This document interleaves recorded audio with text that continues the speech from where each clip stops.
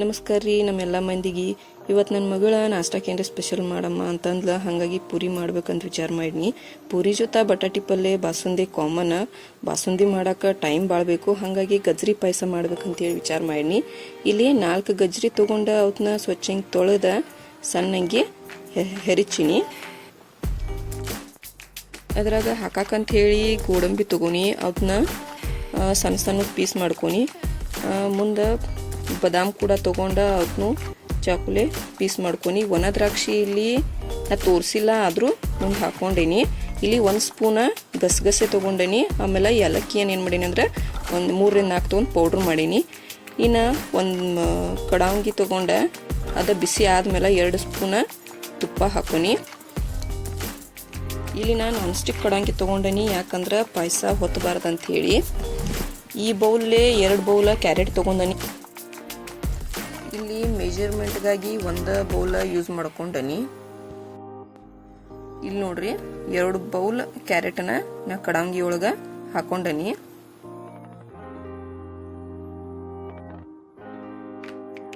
ಆಮೇಲೆ ಅದನ್ನ ಸಣ್ಣ ಉರಿ ಒಳಗೆ ಹುರ್ಕೊಂಡನಿ. ಅದನ್ನ ಕಂಟಿನ್ಯೂಸ್ ಆಗಿ ನಾವು ತಿರ್ಬ್ಯಾಡ್ಬೇಕು, ಯಾಕಂದ್ರೆ ಅದು ಹೊತ್ತಿ ಬಿಡ್ತೈತಿ. ಎಲ್ಲಿ ತನಕ ತಿರ್ಬ್ಯಾಡೋದಂದ್ರೆ ಅದ್ರ ಕಲರ್ ಸ್ವಲ್ಪ ಚೇಂಜ್ ಆಗ್ತೈತಿ.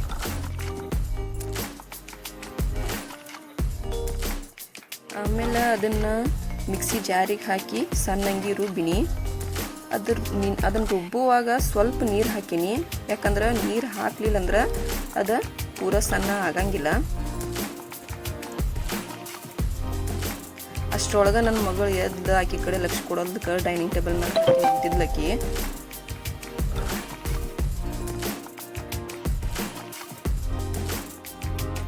ಮೋಸ್ಟ್ಲಿ ನನ್ನ ಮಗಳಿಗೆ ಹಸು ಆಗಿದ್ದು ಯಾಂಬಲ್ಲ, ಹಾಗಾಗಿ ಚಿಕ್ಕು ತೊಂದ ನಿಂತಿದ್ಲು.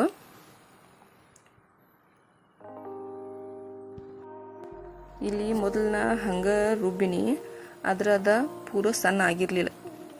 ಹಾಗಾಗಿ ಸ್ವಲ್ಪ ನೀರು ಹಾಕೊಂಡ ಇನ್ನೊಂದ್ಸಲ ರುಬ್ಕೊನಿ. ಈಗೇನಾತಂದ್ರೆ ಪೂರ ಸಣ್ಣ ಆಗಿತ್ತು.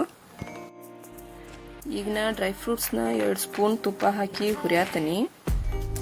ಡ್ರೈ ಫ್ರೂಟ್ಸ್ ಹುರಿಯುವಾಗ ಮೊದಲು ಬಾದಾಮ್ ಹುರಿಯಾತನಿ, ಯಾಕಂದ್ರೆ ಬಾದಾಮ ಗೋಡಂಬಿ ಎಲ್ಲ ಕೂಡಿ ಹಾಕಿತಂದ್ರೆ ಗೋಡಂಬಿ ಏನಾಗ್ತೈತಿ ಭಾಳ ಜಲ್ದಿ ಕೆಂಪಾಗಿಬಿಡ್ತೈತಿ. ಹಾಗಾಗಿ ಬಾದಾಮ ಹುರ್ಕೊಂಡು ಬಳಕ ಆಮೇಲೆ ಗೋಡಂಬಿ ಹಾಕತ್ತ.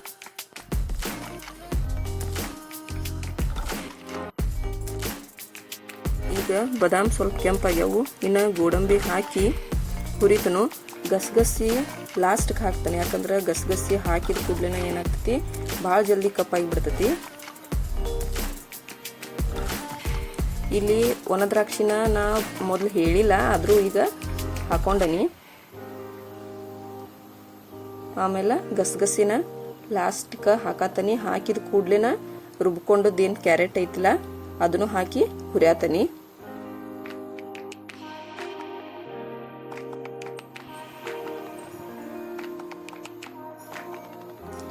ಕ್ಯಾರೆಟ್ನ ಮೊದಲು ಹುರ್ಕೊಂಡನಿ, ಆದರೂ ಇನ್ನೊಂದು ಸ್ವಲ್ಪ ಹುರಿಯಾತನಿ.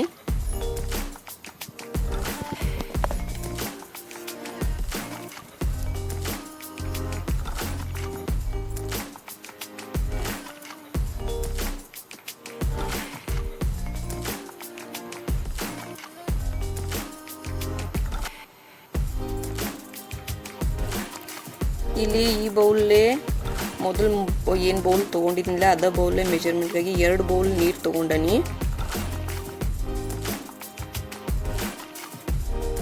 ಆಮೇಲೆ 1 ಬೌಲ್ ಹಾಲು ಹಾಕೇನಿ. ಇಲ್ಲಿ 2 ಬೌಲ್ ಹಾಲು ಹಾಕ್ಬೋದು, 1 ಬೌಲ್ ನೀರು ತಗೋಬೋದು.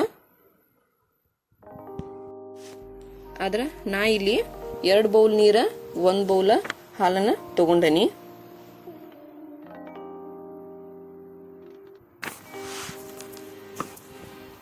ಭಾಳ ಹಾಲು ಹಾಕೋದ್ರಿಂದ ಭಾಳ ಗಟ್ಟಿ ಆಗ್ತೈತಿ, ಹಂಗೆ ನೀರನ್ನು ಜಾಸ್ತಿ ಹಾಕೋದ್ರಿಂದ ಭಾಳ ತಿಳು ಆಗ್ತೈತಿ. ಅದಕ್ಕೆ ಮೆಜರ್ಮೆಂಟ್ಗೋಸ್ಕರ ನಾ ಏನು ಮಾಡೀನಿ ಅಂದ್ರೆ 2 ಬೌಲ್ ನೀರ 1 ಬೌಲ ಹಾಲನ್ನು ಹಾಕೊಂಡನಿ. ಆಮೇಲೆ ಅದ ಸೇಮ್ ಬೌಲ್ ಏನು ಮಾಡೀನಿ ಅಂದ್ರೆ 1 ಬೌಲ ಸಕ್ಕರೆನ ಹಾಕೊಂಡನಿ.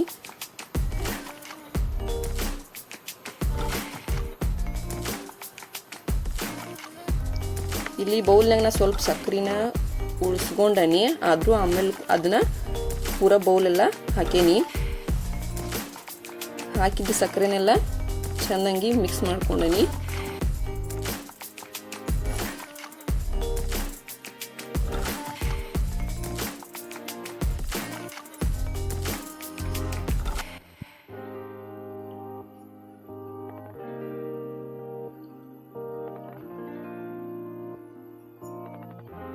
ಇಲ್ಲಿ ರುಚಿ ಸಂಬಂಧ ಅಂತ ಹೇಳಿ ಸ್ವಲ್ಪ ಅಂದ್ರೆ ಸ್ವಲ್ಪ ಒಂದು ಅರ್ಧ ಸ್ಪೂನ್ ಅಷ್ಟನ ಸಾಲ್ಟ್ ಹಾಕೇನಿ.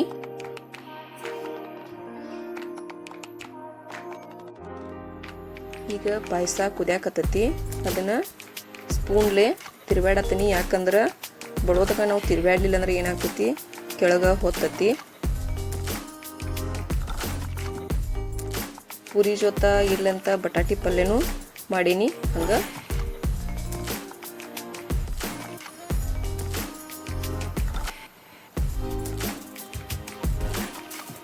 ಪೂರ ಎಲ್ಲ ಪಾಯಸ ಕುದ್ದ ಮ್ಯಾಲ ಏನು ಮಾಡೀನಿ ಅಂದ್ರೆ ಏಲಕ್ಕಿ ಪೌಡ್ರ್ ಏನು ಮಾಡ್ಕೊಂಡಿದ್ನಿಲ್ಲ ಅದನ್ನ ಹಾಕೀನಿ.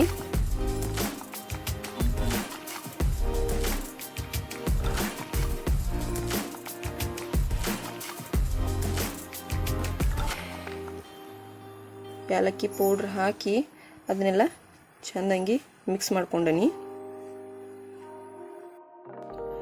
ಆಮೇಲೆ ಅದನ್ನ ಕುದಿ ಬಂದ್ಮೇಲೆ ಬಂದ್ ಮಾಡಿನಿ. ಇನ್ನು ನೆಕ್ಸ್ಟ್ ಪುರಿ ಮಾಡತ್ತೀನಿ. ಇಲ್ಲಿ ಪುರಿ ಮಾಡಾಕ ನಾ ಏನಂದ್ರೆ ಗೋಧಿ ಹಿಟ್ಟನ್ನ ಉಪಯೋಗ ಮಾಡೀನಿ. ಯಾಕಂದ್ರೆ ಮೈದಾ ಉಪಯೋಗ ಮಾಡೋದ್ರಿಂದ ಮಕ್ಕಳಿಗೆ ಸರಿಯಾಗಿ ಡೈಜೆಸ್ಟ್ ಆಗಂಗಿಲ್ಲ. ನಾವು ಮನ್ಯಾಗ ಕರ್ಚಿಕಾಯಿ, ಪೂರಿ, ಬಾಲುಷಾ ಯಾವ್ದ ಏನ ತಿನಿಸ್ ಮಾಡ್ರೂ ಗೋಧಿ ಹಿಟ್ಟನ್ನ ಉಪಯೋಗ ಮಾಡ್ತೀವಿ. ಮೈದಾದಿಂದ ಮಾಡಿದ ತಿನಿಸುಗಳನ್ನ ಮಕ್ಕಳಿಗೆ ಕೊಡೋದ್ರಿಂದ ಅವರಿಗೆ ಮೇಲೆ ಹೊಟ್ಟೆ ನೋವು ಬರ್ತೈತಿ. ಮಕ್ಕಳ ಬಗ್ಗೆ ಎಲ್ಲ ವಿಷಯದಾಗ ಎಷ್ಟು ಕಾಳಜಿ ತಗೋತೀವಿ, ಆದ್ರೆ ಊಟದ ವಿಷಯದಾಗ ಯಾಕೆ ಕೇರ್ಲೆಸ್ ಮಾಡಬೇಕು? ನೋಡಕ್ಕೆ ಚಂದಿರು ನಾಲ್ಗಿಗೆ ರುಚಿ ಕೊಡೋ ಆಹಾರ ಮಕ್ಕಳಿಗೆ ಭಾಳ ಜಲ್ದಿ ಅಟ್ರಾಕ್ಟ್ ಆಗ್ತಾರೆ. ಅಷ್ಟೇ ಜಲ್ದಿ ಅವ್ರ ಆರೋಗ್ಯದ ಮೇಲೆ ಅದು ಕೆಟ್ಟ ಪರಿಣಾಮ ಬೀರ್ತೈತಿ. ನಮ್ಮ ಜೊತೆ ಇರೋ ಸಂಬಂಧಗಳಿಗೆ ಕಾಳಜಿ ಪ್ರೀತಿ ತೋರಿಸ್ಬೇಕಂದ್ರೆ ಅದನ್ನು ಬರೀ ಹೇಳೋದಷ್ಟೇ ಅಲ್ಲ, ಕೆಲವೊಂದು ಸಲ ಅದನ್ನು ರುಚಿಯಾದ ಅಡುಗೆ ಮಾಡೋದ್ರ ಮೂಲಕನೂ ತೋರಿಸ್ಬೋದು. ಈ ರೆಸಿಪಿ ಏನಾದರೂ ನಿಮಗೆ ಇಷ್ಟ ಆಗಿದ್ರೆ ದಯವಿಟ್ಟು ಲೈಕ್ ಮಾಡಿರಿ. ಇಂಥ ಇನ್ನಷ್ಟು ಹೊಸ ರೆಸಿಪಿ ಹೊಸ ವಿಷಯಗಳನ್ನ ತಿಳ್ಕೊಬೇಕಂದ್ರೆ ಕಮೆಂಟ್ ಮಾಡಿರಿ, ಹಂಗೆ ಶೇರ್ ಮಾಡಿರಿ, ಹಂಗೆ ನಮ್ಮ ಚಾನಲ್ನ ಸಬ್ಸ್ಕ್ರೈಬ್ ಮಾಡಿರಿ. Thank you.